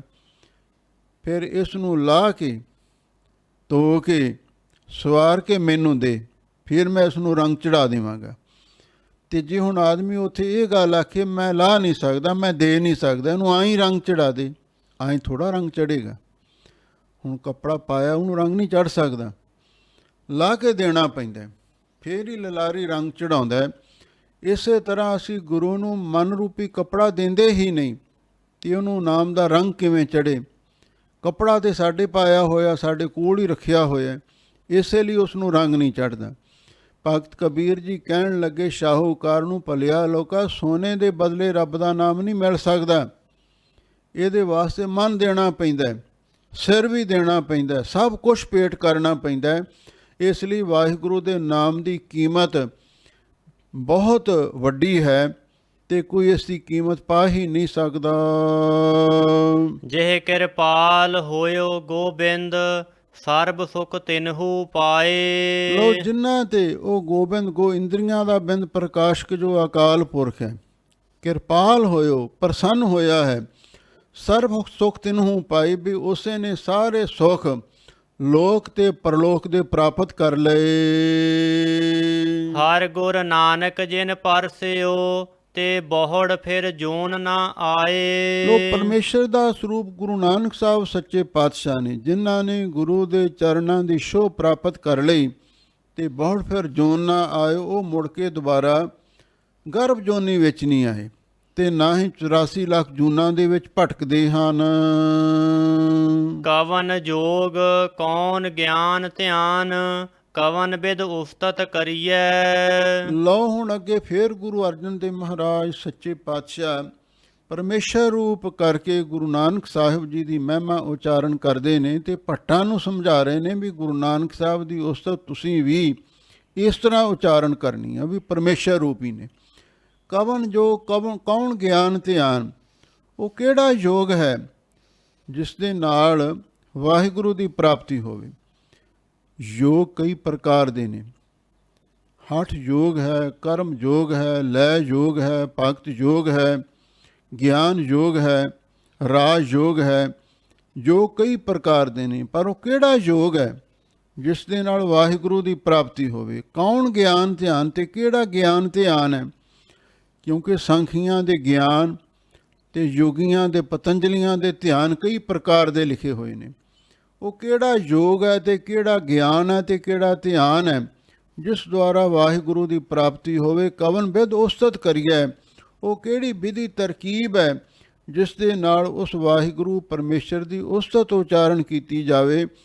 ਭਾਵ ਨਾ ਤੇ ਸਾਡੇ ਕੋਲ ਉਹ ਅੱਖਰ ਨੇ, ਨਾ ਸ਼ਬਦ ਨੇ, ਨਾ ਜ਼ੁਬਾਨ ਹੈ, ਨਾ ਸ਼ਕਤੀ ਹੈ, ਨਾ ਬੁੱਧੀ ਹੈ ਵੀ ਜਿਸ ਦੇ ਨਾਲ ਅਸੀਂ ਵਾਹਿਗੁਰੂ ਦੀ ਉਸਤਤ ਉਚਾਰਨ ਕਰ ਸਕੀਏ। ਸਿੱਧ ਸਾਧਕ ਤੇ 30 ਕੋਰ, ਤਿਰ ਕੀਮ ਨਾ ਪਰੀਐ। 84 ਸਿੱਧ ਸਾਧਕ ਜਿਹੜੇ ਸਾਧਨ ਕਰਨ ਵਾਲੇ ਨੇ, ਤੇ 33 ਕਰੋੜ ਦੇਵਤੇ, ਤੇਰ ਕੀਮ ਨਾ ਪਰਿਆ ਹੈ ਵਾਹਿਗੁਰੂ, ਉਹਨਾਂ ਦੇ ਪਾਸੋਂ ਵੀ ਤੇਰੀ ਕੀਮਤ ਨਹੀਂ ਪੈ ਸਕਦੀ। ਹੁਣ ਵੇਖ ਲਓ, ਸਿੱਧ ਰਿੱਧੀਆਂ ਸਿੱਧੀਆਂ ਦੇ ਮਾਲਕ ਹੁੰਦੇ ਨੇ। ਸਾਧਨ ਕਰਨ ਵਾਲੇ ਲੋਕ ਵੀ ਬੜੇ ਨਾਟਕ ਚੇਟਕ ਕਰਕੇ ਲੋਕਾਂ ਨੂੰ ਮਗਰ ਲਾ ਲੈਂਦੇ ਨੇ। 33 ਕਰੋੜ ਦੇਵਤੇ ਜਿਨ੍ਹਾਂ ਨੂੰ ਦੁਨੀਆ ਪੂਜਦੀ, ਸੰਸਾਰ ਪੂਜਦਾ ਹੈ, ਉਹ ਵੀ ਤੇਰੀ ਕੀਮਤ ਨੂੰ ਪਾ ਨਹੀਂ ਸਕਦੇ। ਕੀਮਤ ਤੋਂ ਭਾਵ ਹੈ ਵੀ ਤੇਰੀ ਪ੍ਰਾਪਤੀ ਕਿਵੇਂ ਹੁੰਦੀ ਹੈ, ਇਹ ਨਹੀਂ ਦੱਸ ਸਕਦੇ। ਬ੍ਰਹਮਾਦਿਕ ਸਨਕਾਦ ਸੇਖ ਗੁਣ ਅੰਤ ਨਾ ਪਾਏ। ਬ੍ਰਹਮਾ ਆਦਿਕ ਦੇਵਤੇ, ਬ੍ਰਹਮਾ ਤੋਂ ਆਦਿਕ ਤੋਂ ਭਾਵ ਬ੍ਰਹਮਾ ਵਿਸ਼ਨੂੰ ਸ਼ਿਵ ਜੀ, ਇਹ 3 ਦੇਵਤੇ ਪ੍ਰਮੁੱਖ ਨੇ। ਤੇ ਸਨਕਾਦ ਇਹ ਬ੍ਰਹਮਾ ਦੇ 4 ਪੁੱਤਰ ਨੇ, ਸਨਕ, ਸਨੰਦਨ, ਸਨਾਤਨ ਤੇ ਸੰਤ ਕੁਮਾਰ। ਆ ਤੋਂ ਭਾਵ ਸਾਰੇ। ਤੇ ਸੇਖ ਤੋਂ ਭਾਵ ਹੈ ਸ਼ੇਸ਼ਨਾਗ। ਗੁਣ ਅੰਤ ਨਾ ਪਾਇਓ, ਆਪ ਜੀ ਦੇ ਬੇਅੰਤ ਗੁਣਾਂ ਨੂੰ ਉਚਾਰਨ ਕਰਦੇ ਨੇ, ਪਰ ਉਹ ਵੀ ਅੰਤ ਨਹੀਂ ਪਾ ਸਕਦੇ। ਬ੍ਰਹਮਾ ਵਰਗੇ ਦੇਵਤੇ, ਸਨਕ ਸਨੰਦਨ ਵਰਗੇ ਰਿਸ਼ੀ ਮੁਨੀ, ਤੇ ਸ਼ੇਸ਼ਨਾਗ ਵਰਗੇ ਜਿਹੜੇ ਬੜੇ ਬਖਤੇ ਨੇ, ਤੇ ਉਹ ਵੀ ਤੇਰਾ ਅੰਤ ਨਹੀਂ ਪਾ ਸਕਦੇ। ਸ਼ੇਸ਼ਨਾਗ ਬਾਰੇ ਕਲਗੀਧਰ ਪਾਤਸ਼ਾਹ ਨੇ ਬਹੁਤ ਸੁੰਦਰ ਲਿਖਿਆ ਹੈ। ਸ਼ੇਸ਼ਨਾਗ ਸਿਰਸੈਸ ਬਨਾਈ, ਦੁਆਇ ਸਹੰਸ ਰਸਨਾ ਸੁਹਾਈ, ਰਾਟਤ ਅਬ ਲਗੇ ਨਾਮ ਅਪਾਰਾ, ਤੁਮਰੋ ਤਉ ਨਾ ਪਾਵਤ ਪਾਰਾ। ਸ਼ੇਸ਼ਨਾਗ ਦਾ 1000 ਮੂੰਹ ਹੈ, 2000 ਉਹਦੀਆਂ ਜ਼ੁਬਾਨਾਂ ਨੇ। ਨਿਤ ਨਵੇਂ ਤੋਂ ਨਵੇਂ ਸਫਾਤੀ ਨਾਮ ਉਚਾਰਨ ਕਰ ਰਿਹਾ, ਉਹ ਵੀ ਤੇਰਾ ਅੰਤ ਨਹੀਂ ਪਾ ਸਕਦਾ। ਤੇ ਜਿਹਦੀ ਜ਼ੁਬਾਨ ਹੀ ਇੱਕ ਹੈ, ਜਿਹਵਾ ਇੱਕ ਕਵਨ ਗੁਣ ਕਹੀ ਹੈ, ਉਹ ਤੇਰੇ ਗੁਣਾਂ ਨੂੰ ਕਿਵੇਂ ਬਿਆਨ ਕਰ ਸਕਦੀ ਹੈ। ਅਗਹੋ ਗਹਿਓ ਨਹੀਂ ਜਾਏ, ਪੂਰ ਸਰਬ ਰਹਿਓ ਸਮਾਏ। ਹੇ ਵਾਹਿਗੁਰੂ ਜੀ, ਅਗਹੋ ਦਾ ਅਰਥ ਹੈ ਤੁਸੀਂ ਪਕੜਨ ਤੋਂ ਰਹਿਤ ਹੋ। ਕਰਮ ਇੰਦਰੀਆਂ ਕਰਕੇ, ਜਿਵੇਂ ਆਪਾਂ ਹੱਥਾਂ ਨਾਲ ਕੋਈ ਚੀਜ਼ ਫੜ ਲੈਂਦੇ ਹਾਂ, ਕਿਸੇ ਬੰਦੇ ਨੂੰ ਵੀ ਫੜ ਲੈਂਦੇ ਹਾਂ, ਕਿਸੇ ਜਾਨਵਰ ਨੂੰ ਵੀ ਫੜ ਲੈਂਦੇ ਹਾਂ, ਪਰ ਵਾਹਿਗੁਰੂ ਅਗਹੋ, ਉਹ ਪਕੜਿਆ ਨਹੀਂ ਜਾਂਦਾ।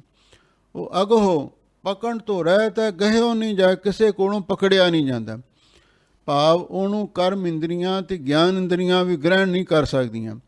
ਪੂਰ ਸਰਬ ਰਹਿਓ ਸਮਾਏ, ਉਹ ਵਾਹਿਗੁਰੂ ਸਾਰੇ ਥਾਵਾਂ ਤੇ ਪਰਿਪੂਰਨ ਹੋ ਕੇ ਸਮਾ ਰਿਹਾ ਹੈ। ਜਿਹ ਕਾਟੀ ਸਿਲਕ ਦਇਆਲ ਪ੍ਰਭ, ਸੇਈ ਜਨ ਲੱਗੇ ਭਗਤੇ। ਗੁਰੂ ਅਰਜਨ ਦੇਵ ਮਹਾਰਾਜ ਸੱਚੇ ਪਾਤਸ਼ਾਹ ਫਰਮਾਉਂਦੇ ਨੇ, ਜੇ ਕਾਟੀ ਸਿਲਕ ਦਇਆਲ ਪ੍ਰਭ, ਉਹ ਦਇਆ ਦੇ ਕਾਰ ਪ੍ਰਭ ਸਮਰੱਥ ਸਰਬ ਸ਼ਕਤੀਮਾਨ ਅਕਾਲ ਪੁਰਖ ਵਾਹਿਗੁਰੂ ਨੇ। ਜਿਹ ਕਾਟੀ ਸਿਲਕ, ਸਿਲਕ ਤੋਂ ਭਾਵ ਹੈ ਫਾਹੀ। ਸਾਡੇ ਗਲ ਦੇ ਵਿੱਚ ਮਾਇਆ ਦੇ ਮੋਹ ਦੀ ਅਥਵਾ ਵਿਸ਼ਿਆਂ ਦੀ ਵਾਸ਼ਨਾ ਦੀ ਫਾਹੀ ਪਈ ਹੋਈ ਹੈ। ਤੇ ਜਿਸ ਦੀ ਗਲ ਦੀ ਫਾਹੀ ਮਾਇਆ ਦੇ ਮੋਹ ਦੀ, ਵਿਸ਼ੇ ਵਾਸ਼ਨਾ ਦੀ ਵਾਹਿਗੁਰੂ ਨੇ ਕੱਟ ਦਿੱਤੀ ਹੈ, ਸੇ ਜਾਣ ਲੱਗੇ ਭਗਤੇ, ਉਹ ਜਾਨ ਗੁਰਮੁਖ ਪਿਆਰੇ ਵਾਹਿਗੁਰੂ ਦੀ ਭਗਤੀ ਵਿੱਚ ਲੱਗਦੇ ਨੇ। ਕੋਈ ਅਮਲੀ ਸਨ, ਉਹਨਾਂ ਨੇ ਅਮਲ ਖਾਧਾ, ਦਰਿਆ ਦੇ ਕੰਢੇ ਤੇ ਚਲੇ ਗਏ ਤੇ ਜਾ ਕੇ ਕਹਿਣ ਲੱਗੇ, ਆਪਾਂ ਬੇੜੀ ਵਿੱਚ ਬੈਠ ਕੇ ਦਰਿਆ ਦੀ ਸੈਰ ਕਰਨੀ ਹੈ। ਸਾਰੇ ਜਾਣੇ ਬੇੜੀ 'ਤੇ ਸਵਾਰ ਹੋ ਗਏ ਤੇ ਲੱਗੇ ਚੱਪੂ ਚਲਾਉਣ। ਪਹਿਲਾਂ ਹੱਥਾਂ ਨਾਲ ਬੇੜੀਆਂ ਚਲਾਉਣੀਆਂ ਪੈਂਦੀਆਂ ਸਨ। ਜਦੋਂ ਚੱਪੂ ਚਲਾਉਣ ਲੱਗੇ, ਪਿੱਛੇ ਮੁੜ ਕੇ ਕਿਸੇ ਨੇ ਵੇਖਿਆ ਨਹੀਂ, ਅੱਗੇ ਪਾਣੀ ਵੱਲ ਦੇਖਦੇ ਰਹੇ। ਚੱਪੂ ਮਾਰਦੇ ਮਾਰਦੇ ਜਦੋਂ ਥੱਕ ਗਏ, ਫਿਰ ਇੱਕ ਕਹਿਣ ਲੱਗਾ, ਆਪਾਂ ਦੇਖ ਵੀ ਲਈਏ ਕਿੰਨੀ ਕੁ ਦੂਰ ਆ ਗਏ ਹਾਂ। ਜਦੋਂ ਪਿੱਛੇ ਮੁੜ ਕੇ ਦੇਖਿਆ ਤੇ ਬੇੜੀ ਕੰਢੇ ਤੇ ਖੜੀ ਸੀ। ਇੱਕ ਜਾਣੇ ਨੇ ਛਾਲ ਮਾਰੀ, ਬੇੜੀ ਤੋਂ ਹੇਠਾਂ ਉਤਰਿਆ ਤੇ ਉਹਨੇ ਹੱਥ ਤੇ ਹੱਥ ਮਾਰ ਕੇ ਹੱਸਣ ਲੱਗਿਆ। ਨਾਲ ਦੇ ਸਾਥੀ ਕਹਿਣ ਲੱਗੇ, ਭਰਾਵਾ ਕੀ ਗੱਲ ਹੈ, ਤੂੰ ਹੱਸਦਾ ਕਿਉਂ ਹੈ?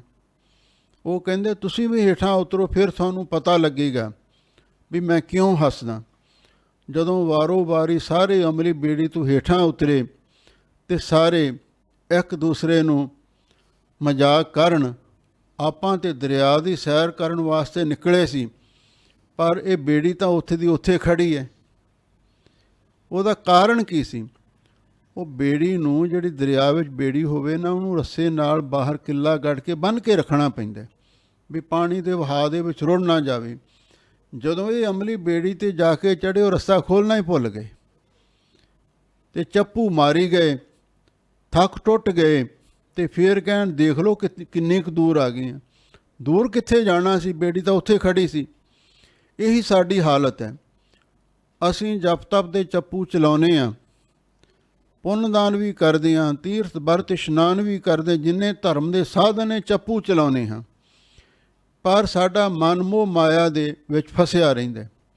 ਜਿਹੜਾ ਪਿੱਛੇ ਕਿੱਲਾ ਗੱਡਿਆ ਨਾ ਮੋਹ ਦਾ, ਅਤੇ ਉੱਥੇ ਸਾਡੀਆਂ ਤੰਦਾਂ, ਸਾਡੀਆਂ ਜਿਹੜੀਆਂ ਭਾਵਨਾਵਾਂ ਨੇ ਉੱਥੇ ਜੁੜੀਆਂ ਰਹਿੰਦੀਆਂ ਨੇ। ਅਤੇ ਜਿੰਨਾ ਚਿਰ ਅਸੀਂ ਮਾਇਆ ਦਾ ਮੋਹ, ਪਰਿਵਾਰ ਦਾ ਮੋਹ ਨਹੀਂ ਛੱਡਦੇ, ਉਹਨਾਂ ਚਿਰ ਸਾਡਾ ਮਨ ਵਾਹਿਗੁਰੂ ਵੱਲ ਨਹੀਂ ਜਾ ਸਕਦਾ।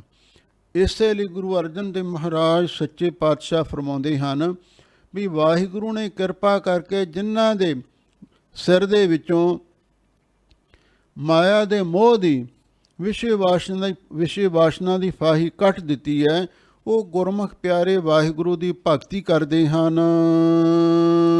ਹਰ ਗੁਰ ਨਾਨਕ ਜਿਨ ਪਰਸਿਓ ਤੇ ਇਤ ਉਤ ਸਦਾ ਮੁਕਤੇ। ਗੁਰੂ ਅਰਜਨ ਦੇਵ ਮਹਾਰਾਜ ਸੱਚੇ ਪਾਤਸ਼ਾਹ ਫਰਮਾਉਂਦੇ ਨੇ, ਗੁਰੂ ਨਾਨਕ ਸਾਹਿਬ ਸੱਚੇ ਪਾਤਸ਼ਾਹ ਹਰ ਵਾਹਿਗੁਰੂ ਦਾ ਸਰੂਪ ਨੇ। ਗੁਰੂ ਨਾਨਕ ਸਾਹਿਬ ਪਰਮੇਸ਼ਰ ਨੇ। ਜਿਨ ਪਰਸਿਓ, ਜਿਨ੍ਹਾਂ ਨੇ ਉਹਨਾਂ ਦੇ ਚਰਨਾਂ ਦੀ ਛੋਹ ਪ੍ਰਾਪਤ ਕਰ ਲਈ ਤੇ ਇਹ ਤੋਂ ਸਦਾ ਮੁਕਤ, ਉਹ ਇੱਥੇ ਵੀ ਜੀਵਨ ਮੁਕਤ ਹੋਏ ਨੇ ਤੇ ਫਿਰ ਵਧੇ ਮੁਕਤ ਹੋ ਕੇ ਉਹ ਅੱਗੇ ਪ੍ਰਲੋਕ ਦੇ ਵਿੱਚ ਵੀ ਜਾ ਕੇ ਜਮਾਂ ਦੀ ਸਜ਼ਾ ਤੋਂ, ਜਮਾਂ ਦੀ ਗ੍ਰਿਫਤ ਤੋਂ ਆਜ਼ਾਦ ਹੋ ਗਏ। ਪ੍ਰਭ ਦਾਤੋ ਦਾਤਾਰ ਪਰਿਓ ਜਾਚਕ ਇੱਕ ਸਰਨਾ।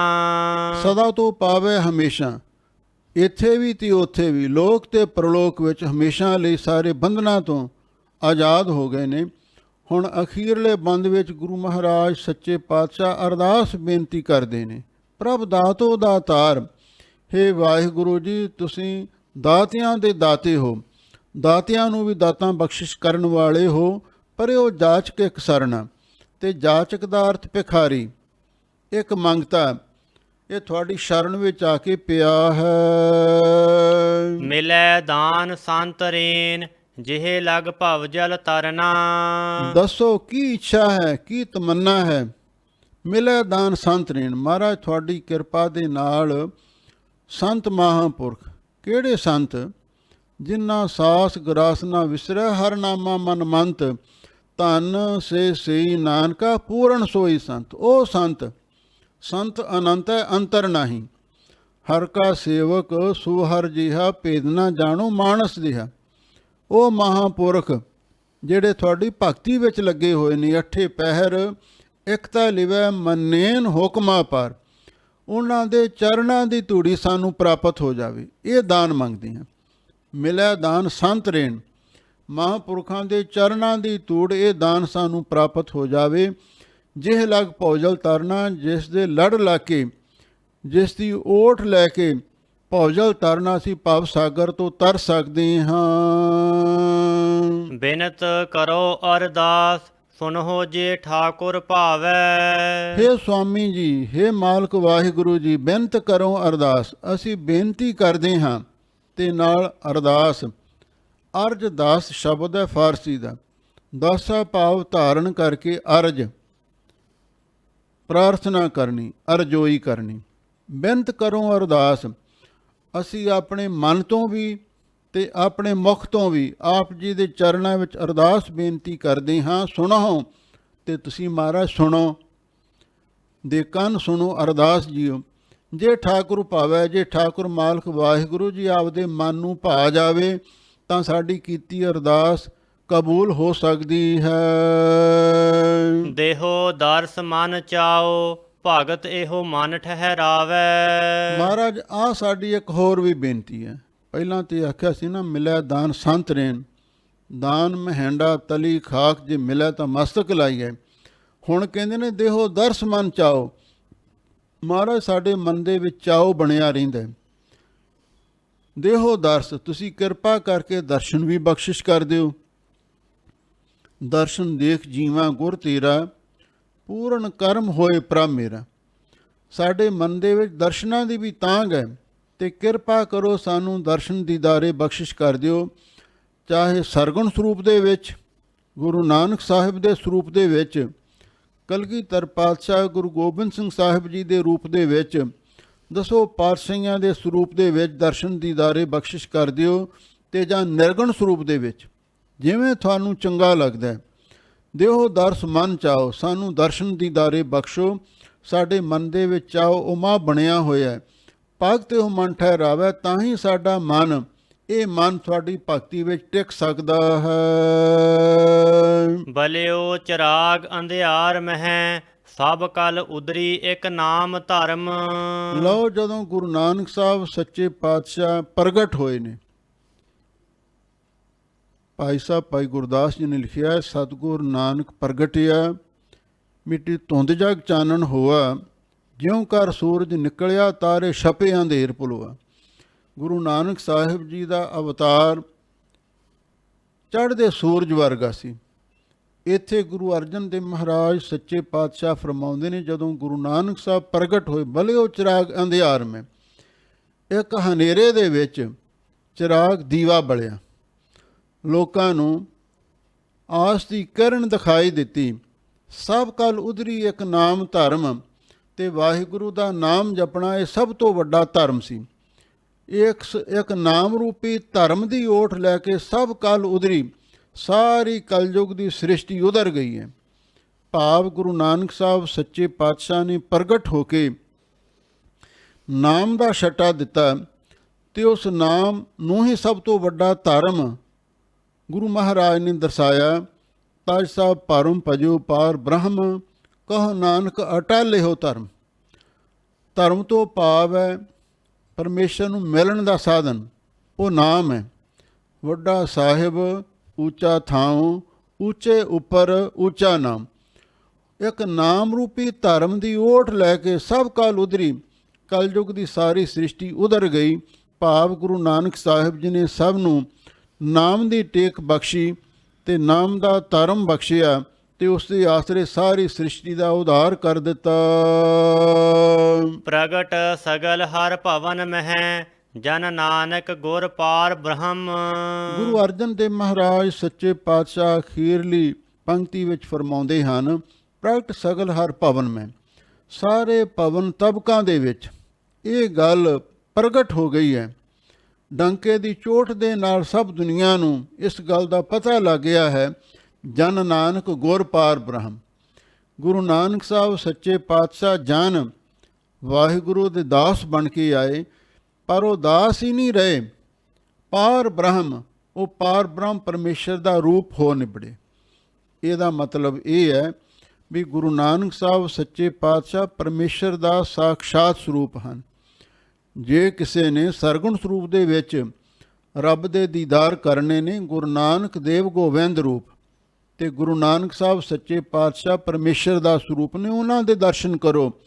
ਇਹ ਗੱਲ ਸਾਰੇ ਭਵਨਾਂ ਦੇ ਵਿੱਚ, ਸਾਰੇ ਲੋਕਾਂ ਵਿੱਚ, ਸਾਰੇ ਤਬਕਾਂ ਦੇ ਵਿੱਚ, ਖੰਡਾਂ ਬ੍ਰਹਮੰਡਾਂ ਦੇ ਵਿੱਚ, ਸਾਰੇ ਥਾਂ ਇਹ ਗੱਲ ਪ੍ਰਗਟ ਹੋ ਗਈ ਹੈ ਵੀ ਗੁਰੂ ਨਾਨਕ ਸਾਹਿਬ ਪਾਰ ਬ੍ਰਹਮ ਦਾ ਸਰੂਪ ਨੇ।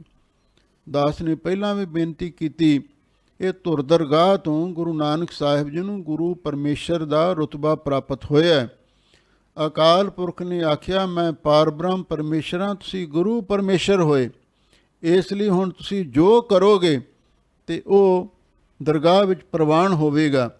ਇਸੇ ਲਈ ਗੁਰੂ ਨਾਨਕ ਸਾਹਿਬ ਸੱਚੇ ਪਾਤਸ਼ਾਹ ਪਾਰ ਬ੍ਰਹਮ ਦਾ ਸਰੂਪ ਨੇ। ਪਾਰ ਬ੍ਰਹਮ ਦਾ ਅਰਥ ਹੈ ਪਾਪਾਂ ਪੁੰਨਾਂ ਤੋਂ ਪਰੇ ਬ੍ਰਹਮ ਵਿਆਪਕ ਸਰੂਪ। ਐਸਾ ਜੋ ਅਕਾਲ ਪੁਰਖ ਹੈ ਤੇ ਗੁਰੂ ਨਾਨਕ ਸਾਹਿਬ ਸੱਚੇ ਪਾਤਸ਼ਾਹ ਉਸੇ ਦਾ ਸਰੂਪ ਹਨ। ਇਹ 9 ਸਵਈਏ ਉਚਾਰਨ ਕਰਕੇ ਗੁਰੂ ਅਰਜਨ ਦੇਵ ਮਹਾਰਾਜ ਸੱਚੇ ਪਾਤਸ਼ਾਹ ਨੇ ਉਹਨਾਂ 17 ਭੱਟਾਂ ਨੂੰ ਇਹ ਉਪਦੇਸ਼ ਦਿੱਤਾ, ਤੇ ਨਾਲ ਨਾਰਦ ਮੁਨੀ ਜਿਹੜਾ ਰੱਡ ਨਾਮ ਦੇ ਨਾਮ ਹੇਠ ਆਇਆ ਸੀ, ਤੇ ਉਹਨੂੰ ਵੀ ਗੁਰੂ ਮਹਾਰਾਜ ਸੱਚੇ ਪਾਤਸ਼ਾਹ ਨੇ 18 ਸਾਰੇ ਹੋ ਗਏ ਨੇ। 17 ਭੱਟ ਤੇ 18ਵਾਂ ਰੱਡ ਨਾਰਦ ਮੁਨੀ ਦਾ ਅਵਤਾਰ। ਉਹਨਾਂ ਸਾਰਿਆਂ ਨੂੰ ਆਖਿਆ ਵੀ ਤੁਸੀਂ ਗੁਰੂ ਨਾਨਕ ਸਾਹਿਬ ਜੀ ਦੀ ਮਹਿਮਾ ਪਰਮੇਸ਼ਰ ਰੂਪ ਕਰਕੇ ਉਚਾਰਨ ਕਰਨੀ। ਇਹ ਕਹਿਣ ਲੱਗੇ, ਮਹਾਰਾਜ ਸਾਨੂੰ ਤੇ ਜਾਚ ਨਹੀਂ, ਕਿਵੇਂ ਅਸੀਂ ਉਹਨਾਂ ਦੀ ਉਸਤਤ ਕਰੀਏ। ਤੇ ਫਿਰ ਗੁਰੂ ਅਰਜਨ ਦੇਵ ਮਹਾਰਾਜ ਸੱਚੇ ਪਾਤਸ਼ਾਹ ਨੇ ਇਹ 9 ਸਵਈਏ ਉਚਾਰਨ ਕੀਤੇ। ਉਹਨਾਂ ਨੂੰ ਢੰਗ ਤਰੀਕਾ ਸਿਖਾਇਆ ਵੀ ਇਸ ਢੰਗ ਦੇ ਨਾਲ ਤੁਸੀਂ ਗੁਰੂ ਨਾਨਕ ਸਾਹਿਬ ਜੀ ਦੀ ਮਹਿਮਾ ਉਚਾਰਨ ਕਰਨੀ ਹੈ। ਤੇ ਅੱਗੇ ਫਿਰ ਇਹਨਾਂ ਨੇ ਬੇਨਤੀ ਕਰਨੀ, ਮਹਾਰਾਜ ਸਾਡਾ ਹਾਲੇ ਮੋਹ ਨਹੀਂ ਟੁੱਟਿਆ, ਦਇਆ ਦੇ ਆਸ ਨਹੀਂ ਮਿਟਿਆ। ਉਹਦੇ ਵਾਸਤੇ ਅੱਗੇ 11 ਸਲੋਕ ਗੁਰੂ ਅਰਜਨ ਦੇਵ ਮਹਾਰਾਜ ਹੋਰ ਉਚਾਰਨ ਕਰਨਗੇ। ਉਹਨਾਂ ਦੀ ਵਿਚਾਰ ਫਿਰ ਸਮੇਂ ਅਨੁਸਾਰ ਸੰਗਤਾਂ ਸਰਵਣ ਕਰਿਓ। ਹੁਣ ਜੋ ਪਿਛਲੇ 9 ਸਵਈਏ ਨੇ ਉਹਨਾਂ ਦੀ ਵਿਚਾਰ ਇੱਥੇ ਸੰਪੂਰਨ ਹੋਈ ਹੈ। ਸਾਰੀ ਸੰਗਤ ਦਾ ਬਹੁਤ ਬਹੁਤ ਧੰਨਵਾਦ। ਹੋਈਆਂ ਭੁੱਲਾਂ ਚੁੱਕਾਂ ਲਈ ਖਿਮਾ ਕਰਨਾ। ਬਲਿਓ ਚਰਾਗ ਅੰਧਿਆਰ ਮਹਿ, ਸਭ ਕਲ ਉਦਰੀ ਇਕ ਨਾਮ ਧਰਮ। ਪ੍ਰਗਟ ਸਗਲ ਹਰ ਭਵਨ ਮਹਿ, ਜਨ ਨਾਨਕ ਗੁਰ ਪਾਰ ਬ੍ਰਹਮ। ਵਾਹਿਗੁਰੂ ਜੀ ਕਾ ਖਾਲਸਾ, ਵਾਹਿਗੁਰੂ ਜੀ ਕੀ ਫਤਿਹ।